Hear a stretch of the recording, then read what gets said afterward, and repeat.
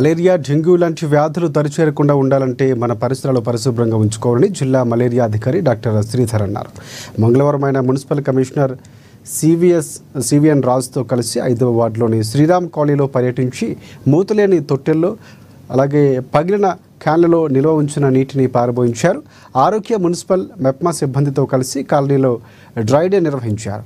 ఇక ఈ సంవత్సరం ఇప్పటివరకు జిల్లాలో 22 డెంగ్యూ కేసులు నమోదవగా మున్సిపల్ పరిధిలోనే 13 కేసులు నమోదైనట్లు డాక్టర్ శ్రీధర్ తెలిపారు.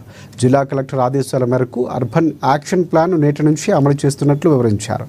ఇందులో భాగంగా 6 టీములుగా ఏర్పడి వారానికి 3 రోజులు మున్సిపల్ పరిధిలో డ్రై డేస్ చేపట్టబోతున్నట్లు వివరించారు.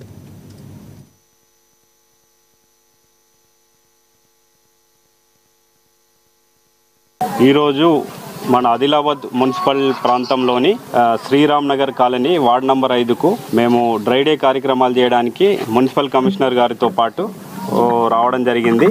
ఇక్కడ ఆరోగ్య శాఖ సిబ్బంది, మున్సిపల్ శాఖ సిబ్బంది, అలాగే మెప్మా సిబ్బంది ముగ్గురు కలిసి డ్రై డే కార్యక్రమాలు ఈరోజు చేపట్టడం జరిగింది. మనకు ఆదిలాబాద్ జిల్లాలో ఇప్పటి వరకు జనవరి నుంచి ఇప్పటి వరకు 22 డెంగ్యూ కేసులు రావడం జరిగింది. దాంట్లో 13 డెంగ్యూ కేసులు కేవలం ఆదిలాబాద్ మున్సిపాలిటీలోనే రావడం జరిగింది. లాస్ట్ ఇయర్ డేటా మనం చూసుకున్నట్టయితే కూడా 366 కేసుల్లో 231 కేసులు కేవలం ఆదిలాబాద్ మున్సిపల్ ప్రాంతంలోనే రావడం జరిగింది. దీనికి గాను మనం జిల్లా కలెక్టర్ గారి ఆదేశాల మేరకు అర్బన్ యాక్షన్ ప్లాన్ రూపొందించడం జరిగింది. ఈ అర్బన్ యాక్షన్ ప్లాన్ లో భాగంగా మనము ఈ 49 వార్డులను 6 టీములుగా విభజించడం జరిగింది. ఈ 6 టీముల్లో కూడా 3 శాఖల సిబ్బంది ప్రతిరోజు అనేది కాకుండా వారంలో 3 రోజులు, మంగళవారం కానీ, గురువారం కానీ అండ్ శుక్రవారం 3 రోజుల పాటు అందరూ కలిసి డ్రై డే కార్యక్రమాలు, యాంటీలార్వా యాక్టివిటీస్ చేయడం జరుగుతున్నది. దీనికి గాను ఈ అర్బన్ యాక్షన్ ప్లాన్ని ఈ రోజు నుంచి మేము అమలుపరచడం జరుగుతున్నది. అయితే మేము ప్రజలందరినీ కోరుకునేది ఒకటే, ఈ డెంగ్యూని మనం ఎఫెక్టివ్గా కంట్రోల్ చేయాలంటే ఖచ్చితంగా అందరూ కూడా ఏదైతే మా సిబ్బంది మీ ఇంటికి వస్తారో అందరికి కూడా పూర్తి సహాయ సహకారాలు అందించాలి.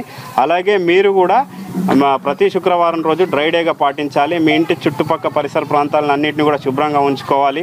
టైర్లు కానీ, పూల కుండీలు కానీ, ఇంకా ఏవైనా పాత వస్తువుల్లో వర్షపు నీరు చేరకుండా చూసుకోవాలి. ఎవ్రీ ఫ్రైడే అందరూ డ్రై డే పాటించి ఏదైతే సిబ్బంది మీ ఇంటికి విజిట్ చేస్తారో వారికి పూర్తిగా సహకరిస్తూ మన ఆదిలాబాద్ పట్టణంని డెంగ్యూ రహిత పట్టణంగా చేయాలని చెప్పేసి విజ్ఞప్తి.